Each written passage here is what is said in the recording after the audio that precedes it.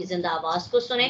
मैं बड़े इज्जत और एहतराम के साथ खुदावंद के बेटे पास्टर नथानियल को दावत दूंगी कि वो कलाम जो खुदावंद ने उन्हें दे रखा है आज वो हमारे साथ शेयर करें, ताकि हम कलाम की उन सच्चाइयों से रोशनास हो सकें जो अभी तक हम जिन भेदों से रोशनास नहीं है। खुदावंद अपने बेटे को भरे बादलों की तरह इस्तेमाल करे और आज का कलाम हम सब के लिए बाइस से बरकत ठहरे। आमीन। बड़ी इज्जत और एहतराम के साथ pastor Nathaniel, over to you. वो जो आलमे बाला पर तख्त नशीन है और जल्द अपनी दुल्हन को लेने आने वाला है, ताकि उस कौल को पूरा करे, जहां मैं हूं वहां तुम भी हो। रब्बुल आलमीन, रब्बुल इज्जत, रब्बे ज़ुल जलाल जनाब यीशु के बाबरकत नाम में आप सबकी खिदमत में इस खाकसार का सलाम पहुंचे।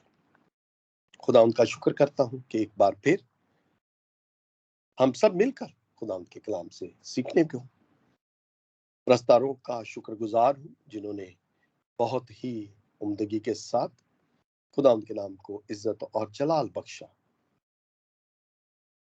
सिस्टर महरीन का शुक्रगुजार हूं, जो आज कहानत की जिम्मेदारी को एसेंस तरीके से निभाते हुए खुदा उनके जलाल में खर्च हो रही हैं। और सिस्टर मलिहा का शुक्रगुजार हूं, जिसने कलाम के लिए और मुझे नाचीज के लिए दुआ खैर की कि हम सब मिलकर खुदा उनके कलाम को सीखें। सिस्टर जी, आपका शुक्र अदा करता हूं कि आपने हम सब के लिए दुआ की।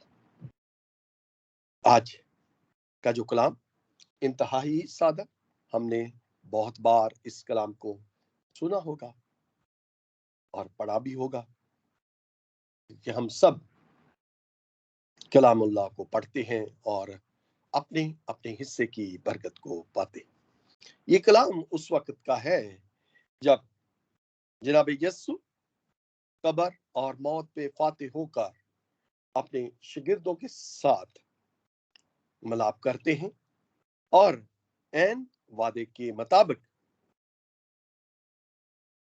उनको हर उस चीज का इख्तियार बख्शते हैं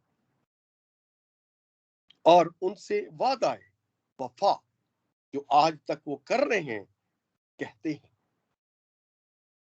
गलील में सब शागिर्द इकट्ठा होते हैं और जनाब यीशु उनको इख्तियार बख्शते हैं कि गैर अक़वाम में जाओ और उनको बाप और बेटे और रूल कुदस के नाम से बपतिस्मा दो और उनको वो तालीम दो जिन बातों पर अमल करें ताकि वो खुदा की बरकत को पाले। तो मैं गुजारिश करता हूं पास्टर लतीफ से कि पास्टर जी आप मत्ती की अंजील जलील उसका 28वां बाब और उसकी 20वीं आयत को पढ़िए।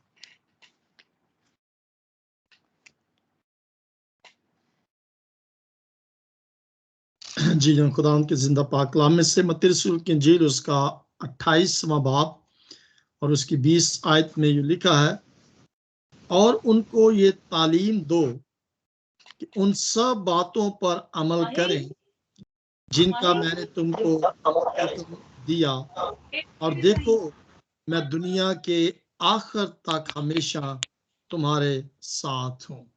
कलाम के पढ़े और समझ जाने पर उसकी हम सब पर बरकत हो। आमीन आमीन आमीन। बहुत बहुत शुक्रिया पास्टर, खुदा आपको बरकत दे। मेरे अजीजों, जैसा कि कलाम में आपने सुना, ये उस वक्त का वाकया है जब जनाब यीशु अपने बाप के पास वापस आसमान पर उठाए जाने को है और वो अपने शागिर्दों को, अगर ऊपर वाली आयातों को हम पढ़ते हैं तो वो अपने उस इख्तियार को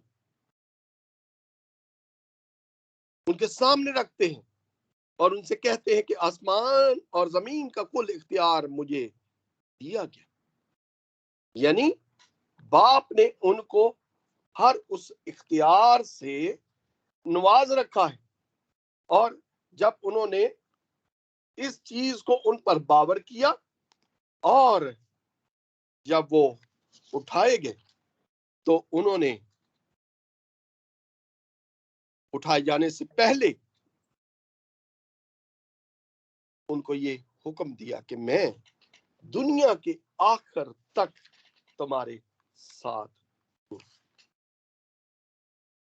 अगर मैं इसको दूसरे एंगल से देखूं तो हमारा जो मजमून बनता है वो है यीशु मसीह की कुर्बत, यीशु मसीह की मदद और यीशु मसीह का वादा, और उस वादे को हम किस तरह वादा वफा करते हैं और उसको वफा करने के साथ साथ किस तरह उसका शुक्र अदा करते हैं। क्या आज हम जब उसकी बरकत का मुशाहिदा करते हैं जो उसने हमें बख्शी हैं, तो हम किस तरह अपने आप को उसके साथ जोड़ते हुए उसका शुक्र बजा लाते हैं। जो उसको काम बाप ने सौंपा उसने ऐसन तरीके से उसको निभा दिया, और जब उसने निभाया तो खूब निभाया। लेकिन हम अपनी बारी में क्या उसको उसी तरह निभाते हैं जैसे उसने वफा के साथ हर उस काम को अंजाम कर दिया जिस तरह बाप ने उसको सौंपा था। अगर हम देखें बनीनो इंसान को, तो बनीनो इंसान ने क्या किया? बनीनो इंसान ने हमेशा अपनी रवशों से खुदा बाप को नाराज किया, क्योंकि उसकी रवशें शुरू से लेकर आज तक वैसी की वैसी हैं, जैसी आदम से लेकर आज के उस बशर जो इस दुनिया में नजूल है। हर तरह से हम खुदा से नाराजगी लेते हैं, अपने कामों से, अपने कौल और फेल से, अपनी जुबान से। क्या जब हम अपनी रवशों से बाज नहीं आते तो खुदा अपनी मोहब्बत को हमारे ताई रोक देता है? हरगिज़ नहीं। वो अपनी मोहब्बत को उसी तरह बरकरार रखता है जैसे कि अज़ल से थी। वो हर इंसान को बारहा मौके देता है कि हम अपने गुनाहों का इकरार करें, उससे माफी मांगे और उससे फिर लिपट जाए। लेकिन हम बारहा मौके पाते हुए भी उसके साथ वैसी वफा नहीं करते जैसी वो वफा हमसे करता है। अगर मैं इसको और थोड़ा सा पीछे ले जाऊं तो मुझे खुदा की बरकत इस तरह मिलती है कि जिस तरह उसने याकूब को चुना कि वो हरान की तरफ सफर करे, और जब वो हरान की तरफ सफर करता है तो राह में जब सूरज ढलने लगता है तो वो एक क्या करता है? वो एक पत्थर को लेता है, अपने सराने रखता है और वहां लेट कर सो जाता है। और ख्वाब में क्या देखता है? वो सीढ़ी जो आसमान तक है और फरिश्तगान उस पर आते जाते हैं, और खुदा उस सीढ़ी के कोने पर है। और वो जब उठता है तो वो बहुत हैरान होता है, लेकिन उसके बीच में क्या होता है, उसकी नींद में, उसका ख्वाब में वो बहुत ही उम्दा अल्फाज, खुदा का वादा और खुदा का प्यार,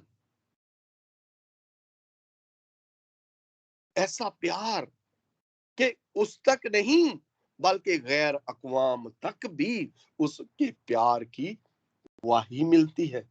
तो मैं पास्टर जी से गुजारिश करता हूं, पास्टर जी पैदाइश की किताब उसका 28वां बाब और उसकी 13वीं आयत से 15वीं आयत तक पढ़े।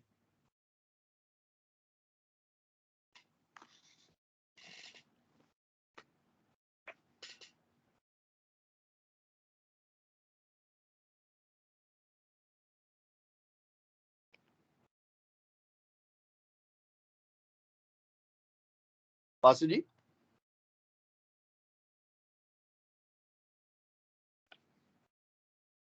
पास्टर जी मैं पढ़ूं? जी जी सिस्टर समर पढ़िए प्लीज। जी पैदाइश की किताब उसका 28वां बाब उसकी 15वीं आयत। नहीं 13 आयत से 15वीं आयत तक सिस्टर जी। ओके। खुदावन के जिंदा कलाम में लिखा है, और खुदावन उसके ऊपर खड़ा कह रहा है कि मैं खुदावन तेरे बाप इब्राहिम का खुदा और इसहाक का खुदा हूं। मैं ये जमीन जिस पर तू लेटा है तुझे और तेरी नस्ल को दूंगा, और तेरी नस्ल जमीन की गर्द के जरों की मानित होगी, और तू मशरिक और मगरिब और शुमाल और जनूब में फैल जाएगा। और मैं जमीन के सब कबीले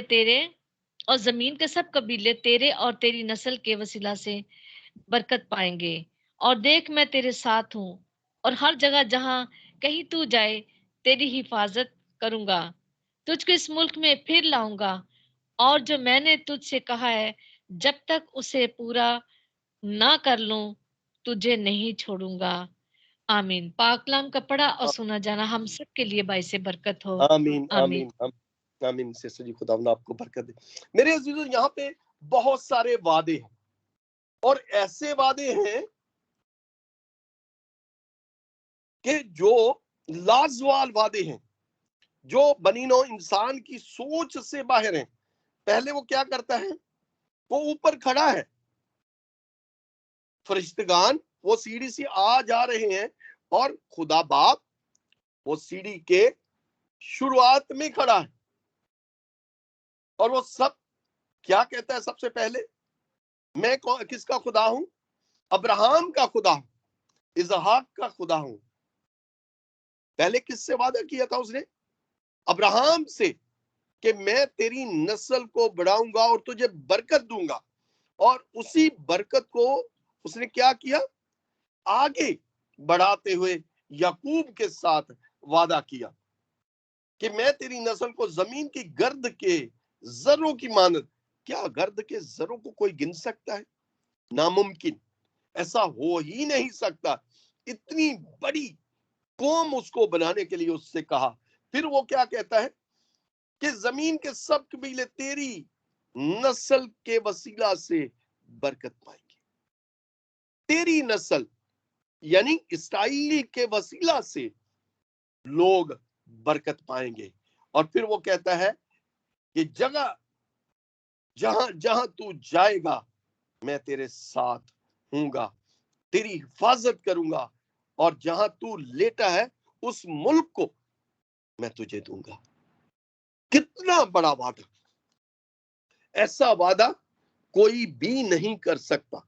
अगर हम खुदा की कुर्बत को महसूस करते हैं तो हमें इन वादों पर कामले यकीन होता है कि खुदा आज भी अपनी कौम के साथ है, आज भी वो हमारे साथ है। क्योंकि अगर मैं मत्ती की इंजील में देखता हूं तो वहां पे मुझे जो आज का खास वादा मिलता है, तो जनाब यीशु ये कहता है कि मैं दुनिया के आखिर तक तुम्हारे साथ हूं। वहां बाप याकूब से कहता है कि मैं हमेशा तुम्हारे साथ रहूं। यानी बाप भी वही वादा निभा रहा है, बेटा भी वही वादा निभा रहा है, और हम जो उसके खून खरीदे हैं उससे वो वफा नहीं करते जिस वफा के वो लायक है। अगर मैं खुदा के बंदा दाऊद की तरफ देखता हूं तो वो ज़बूर 139 में कहता है कि अगर मैं गहराई के बारे में देखूं तो उसकी कुर्बत जो है वो मुझ पर लाजवाल है।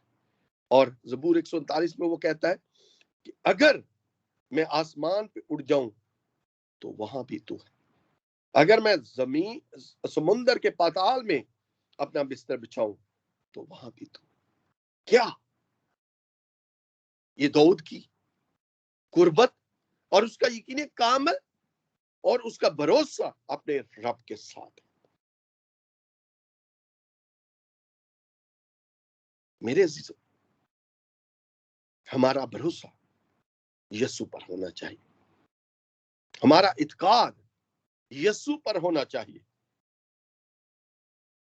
क्योंकि अगर मैं यसाया 7 बाब उसकी 14वीं आयत को देखता हूं तो वहां पे जब यीशु के बारे में पेशनगोई होती है और वहां पे यसाया की मार्फत जो खुदा का कलाम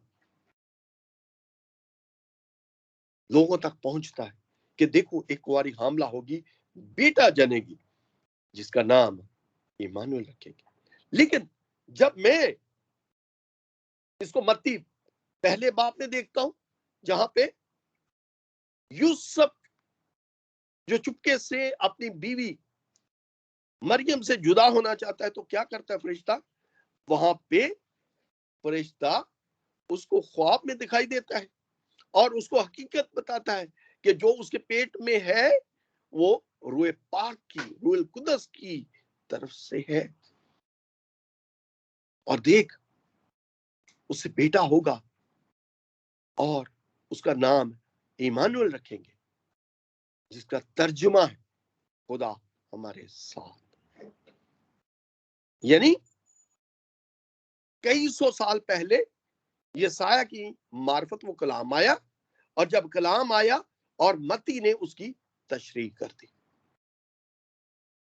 और आगे चलकर वो लिखता है कि वही अपने लोगों के गुनाहों से रहाई देगा।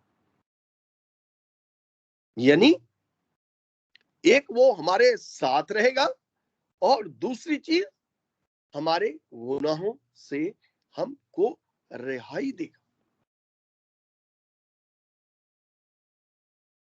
अगर मैं जी उठने वाले की अलूहियत के बारे में देखता हूं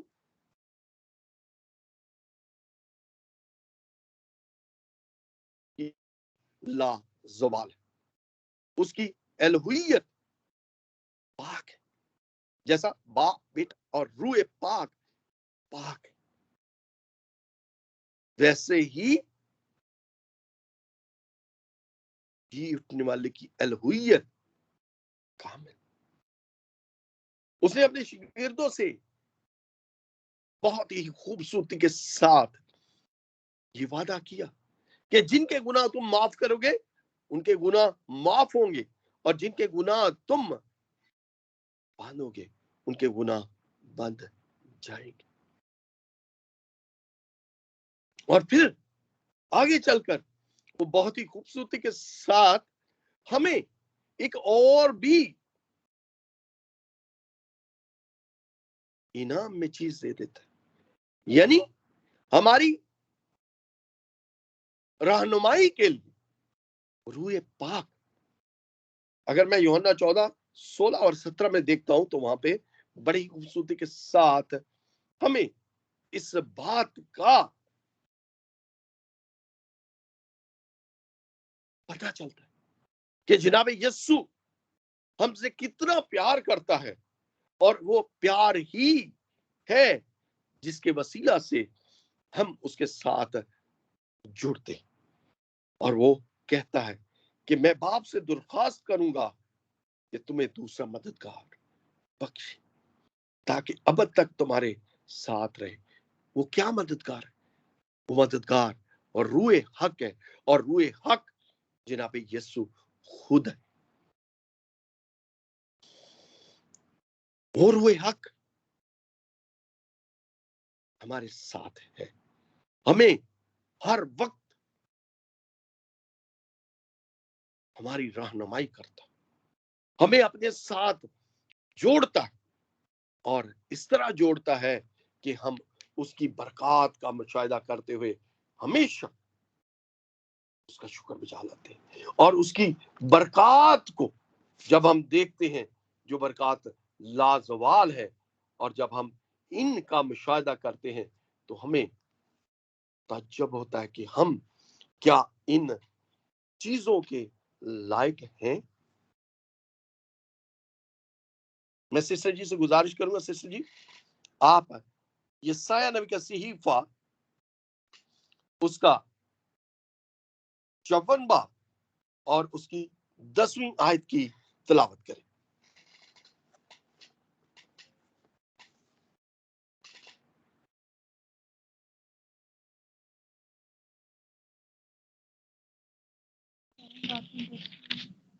जी पासब जी, यशायाह नबी का सहीफा उसका 54 बाब 53 54 बाब 54 जी जी, और उसकी 10वीं आयत में से खुदावन के जिंदा कलाम में, खुदावन तुझ पर रहम करने वाला यूं फरमाता है कि पहाड़ तो जाते रहे और टीले टल जाएं, लेकिन मेरी शफकत कभी तुझ पर से जाती ना रहेगी, और मेरा सुलह का अहद ना टलेगा।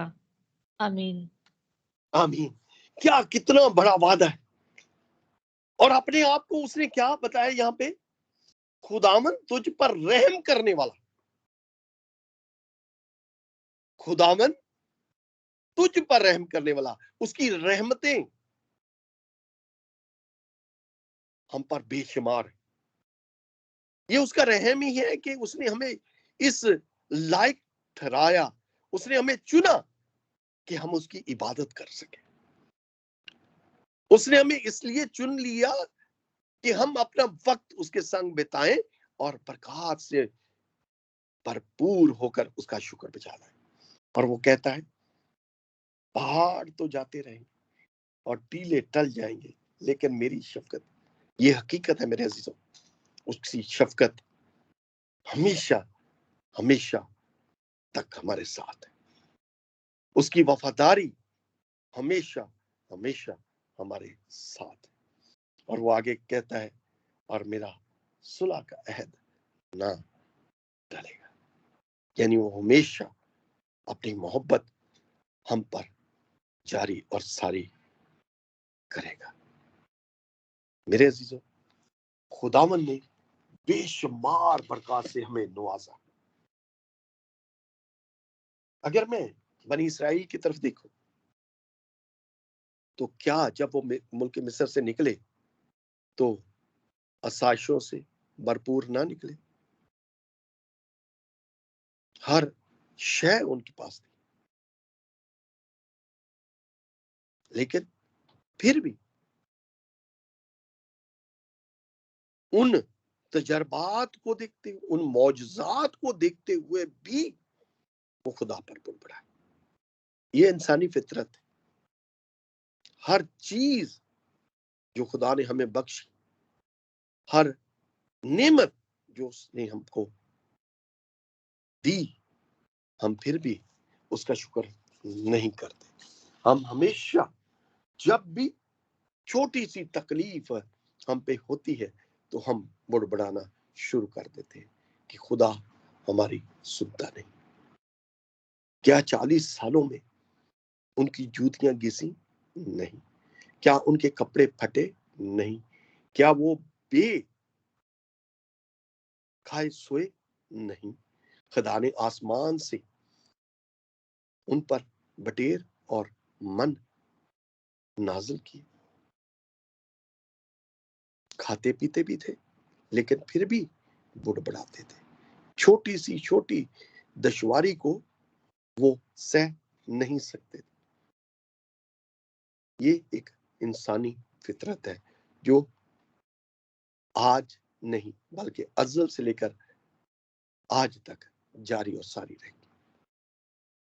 मेरे अजीजों, करना हमें यही है कि हमें खुदावंद के बेटे पर इत्काद रखना है, खुदावंद के बेटे के उन वादों को अपनी जिंदगी में पाया तकमील तक लाना है और रूल कुदस को लेते हुए अपनी बरकत को पाते हुए सबसे पहले उसका शुक्र बजा लाना है, क्योंकि वो हमारे साथ है और उसके वादे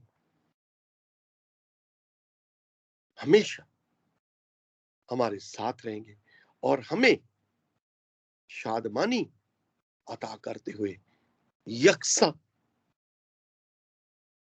हमारे साथ जुड़ा रहेगा। जैसा बाप अपने लोगों पर वफादार रहा, वैसे ही बेटा भी अपनी वफादारी हमसे आज भी निभाए हुए, ताकि हम उसके वसीला से, उसके वादों के वसीला से अपनी जिंदगी को बरकरार